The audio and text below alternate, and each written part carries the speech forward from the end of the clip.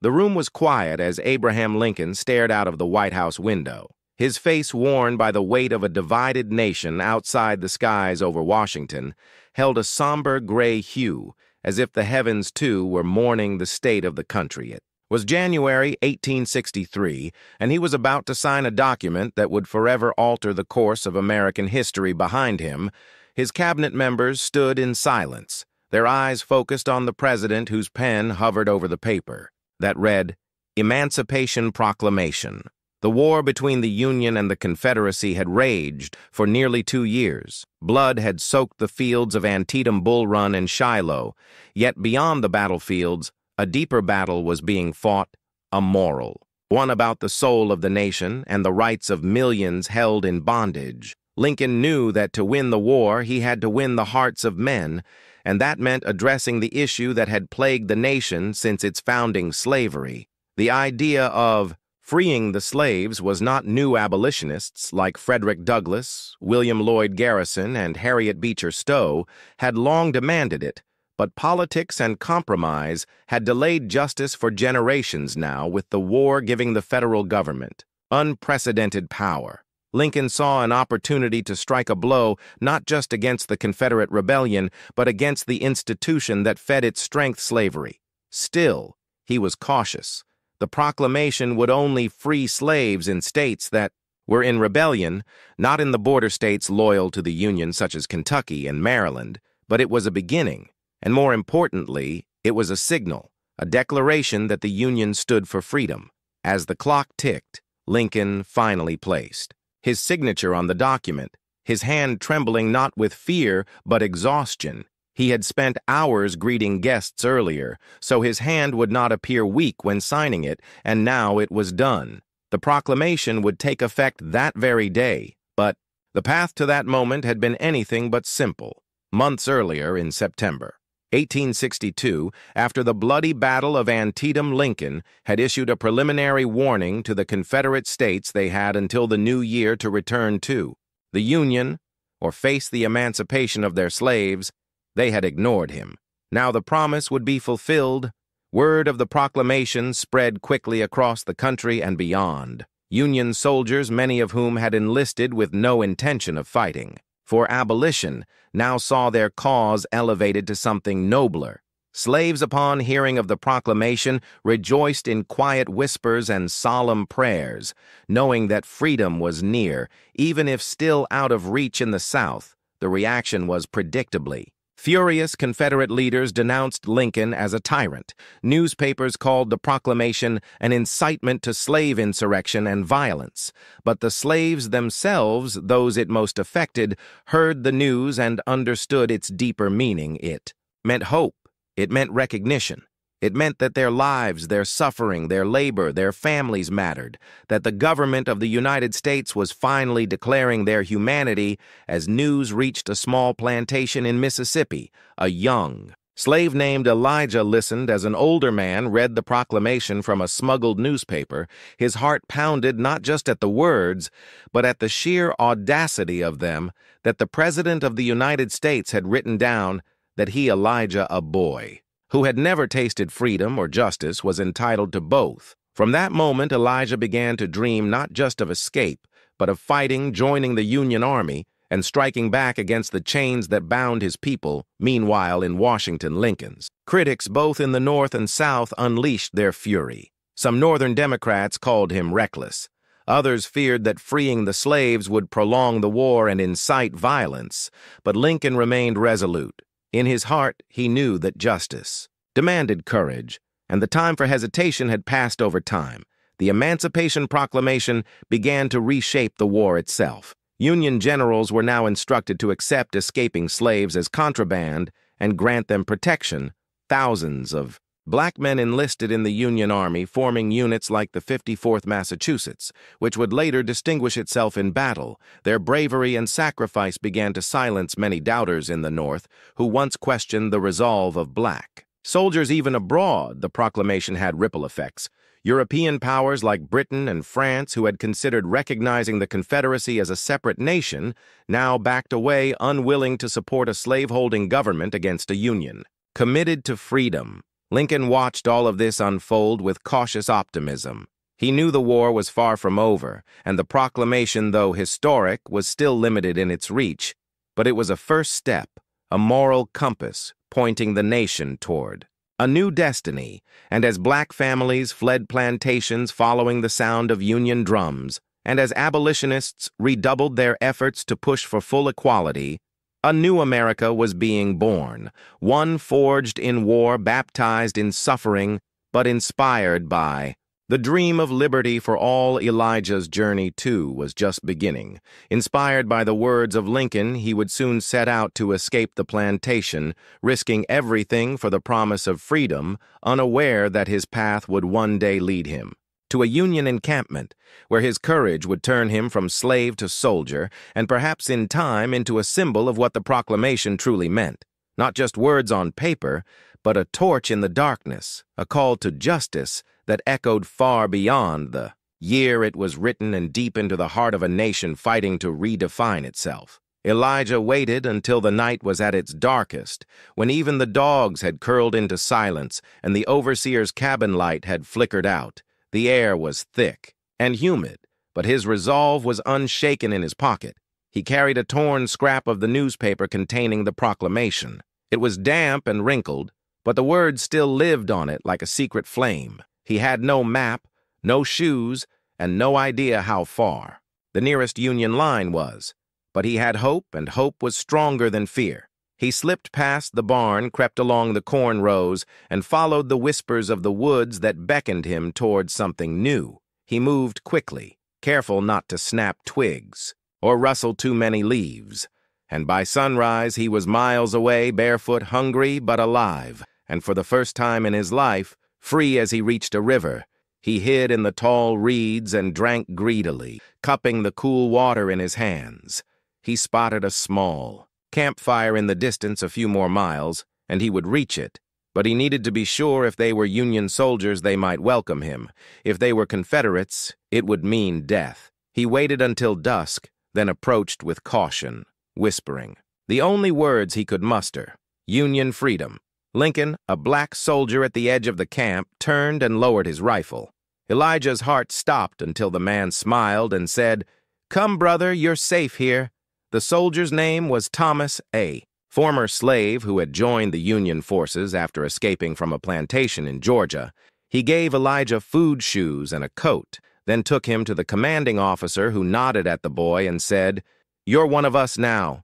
They trained Elijah for weeks. He learned how to hold a musket march in formation and clean his gear. But more than that, he learned dignity.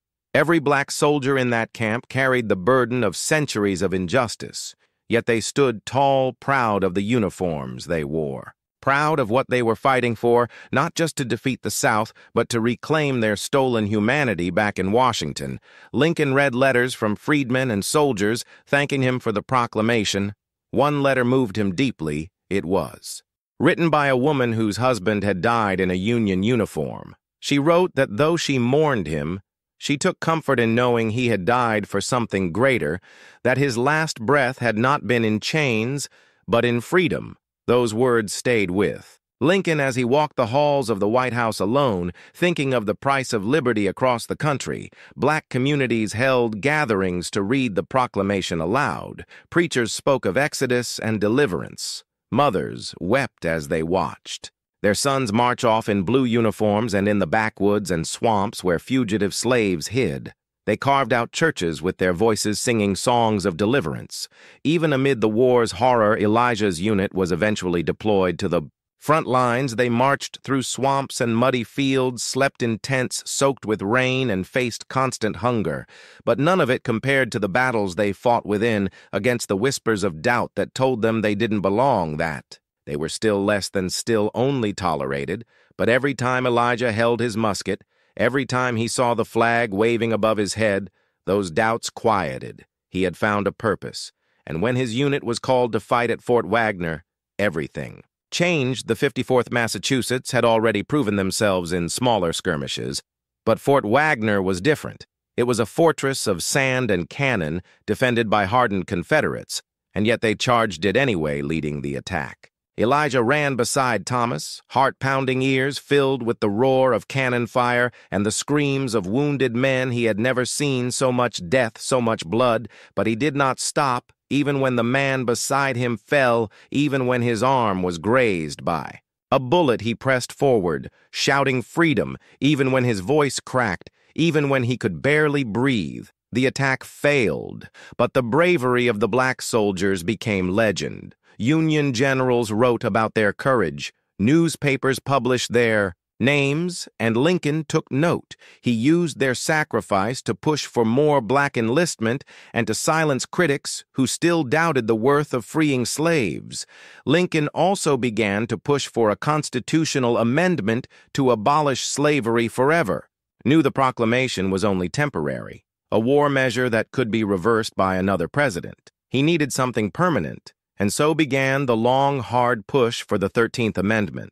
Elijah, now a seasoned soldier, sat in a tent reading a letter from a child in Ohio thanking him for his service. He smiled and wrote back, telling the boy to study hard and always believe in justice. That night, Elijah looked up at the stars and thought of the plantation he had escaped of the family he had left behind. He didn't know if they were alive, but he knew he had made them proud. With every step he had honored them and the countless others whose names would never be known, but whose lives had paved the road to that moment across the ocean. Leaders in England and France watched with interest. Some had doubted Lincoln would follow through with emancipation, but now they saw a nation transforming, not just fighting a war, but fighting for its soul, and that made them cautious about supporting the Confederacy. The proclamation had done more than free slaves. It had reshaped diplomacy and politics and had redrawn the moral lines of the war.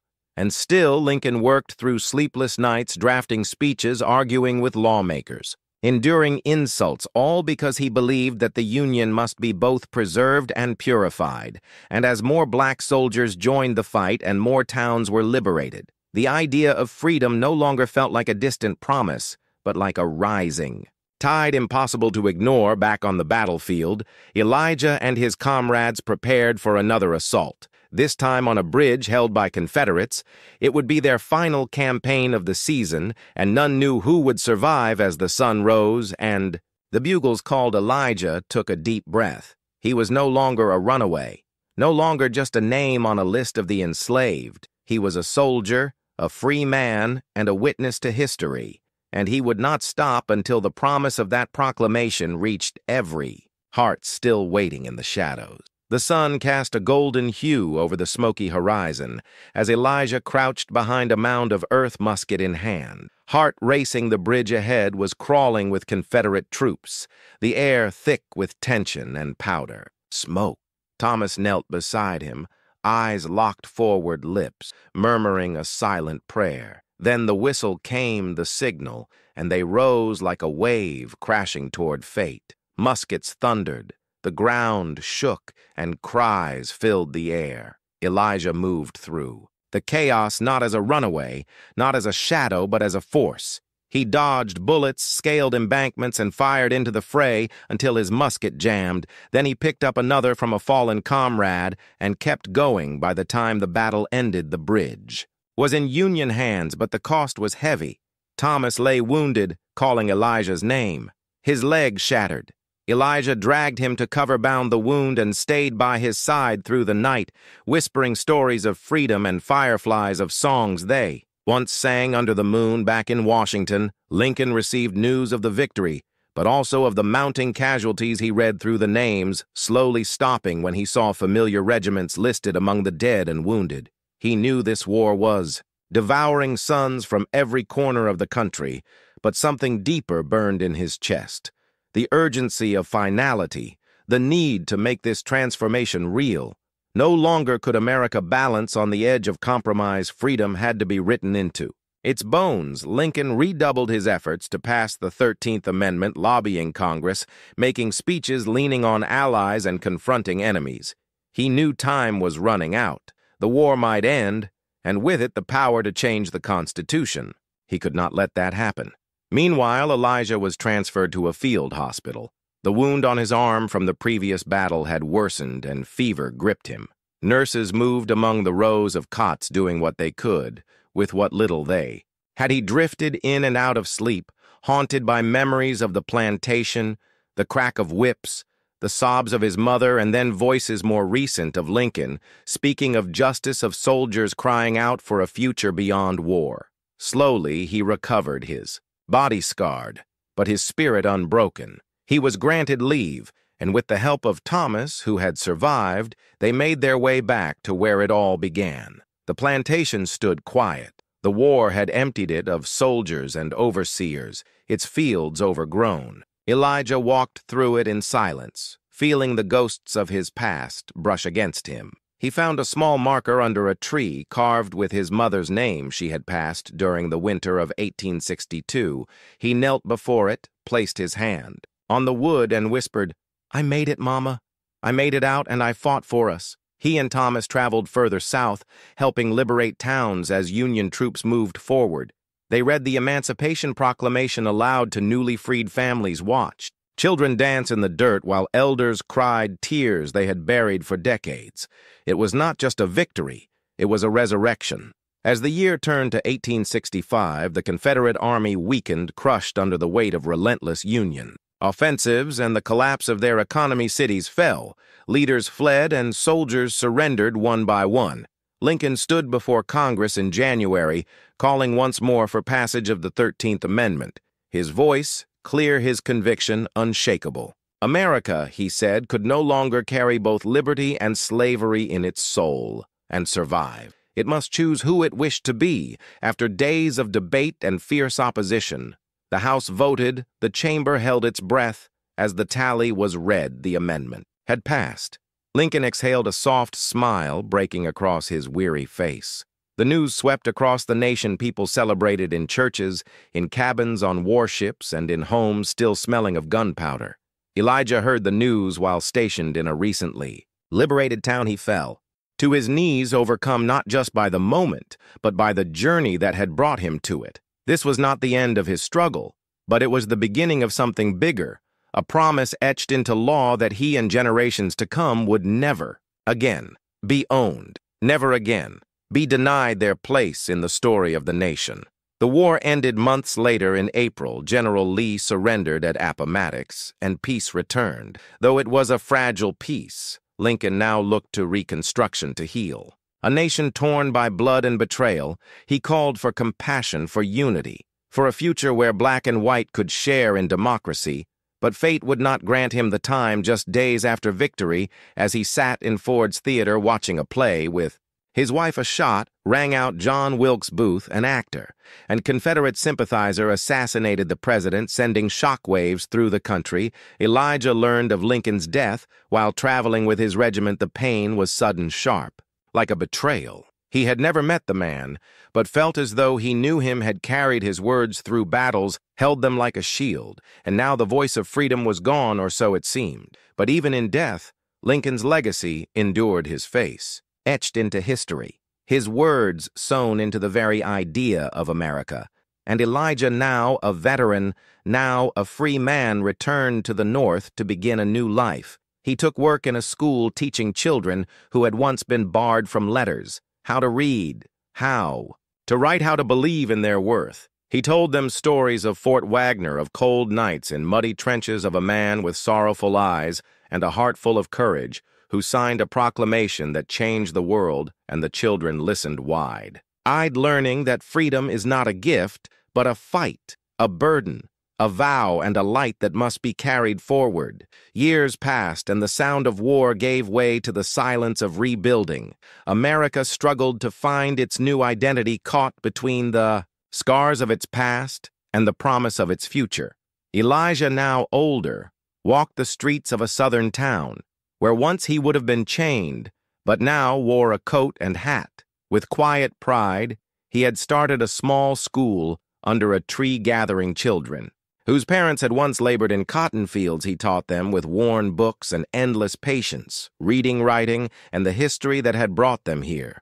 Not just Lincoln or battles, but the power of words and the courage to use them. He taught them about freedom, not as a destination, but as a practice. something that lived in how they carried themselves, how they treated one another, how they dared to dream when others said they should not. Meanwhile, the nation grappled with Reconstruction. New laws gave black men the right to vote, to own land, to sit in government. Yet resistance festered. Groups like the Ku Klux Klan rose in hatred, burning schools, lynching families, trying to turn back time. Elijah saw the danger, felt the weight, but refused to be moved. He stood by his students, held night classes under candlelight, defended his neighbors with his voice and his presence.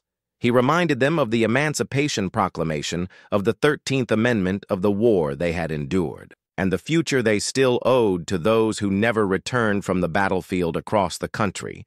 The legacy of Lincoln echoed. Statues erected, books, written songs composed, all remembering a man who dared to speak freedom into law, even in death. He shaped America, his words etched into stone, his vision buried in the heart of its struggle, and in the classrooms, in the churches, in the letters passed hand to hand across black communities. His name became a whisper of hope. Elijah was invited. Once to speak at a gathering in Washington, veterans, educators, and lawmakers sat in wooden chairs under the open sky. He stepped to the podium, the same man who had once crawled through swamp mud with a musket now steady and sure. He spoke not of revenge or pain, but of responsibility. We are the proof. He said that a nation can fall and still rise, that people once broken can stand and lead, that words written in ink can break iron chains. They listened in silence, then rose to their feet, not just for him, but for everything he represented in time. Elijah wrote a book, part memoir, part history, filled with the faces and names of those he fought beside, those he taught, those who had suffered and still sung through it all. It was passed across. The country read aloud in black churches and white classrooms a record of truth, a testimony that could not be buried by time. When he finally passed at the age of 79, his funeral drew hundreds from across states, former students, soldiers, preachers, strangers. They gathered not to mourn but to promise that the fire would not die, that his story would not be the last. The Emancipation Proclamation had begun as a document, a war measure written by a tired president under pressure, but it became a seed, a breath, a wind that moved through the soul of a nation, and out of it grew generations who dared to believe in something better. Elijah was just one of them, a name among many, but through his life, the meaning of that moment lived. On freedom is not just declared, it is defended, it is taught, it is passed down, and it is carried. And as long as it is carried, the dream that began in ink and battle, in suffering and resolve, continues forward without end.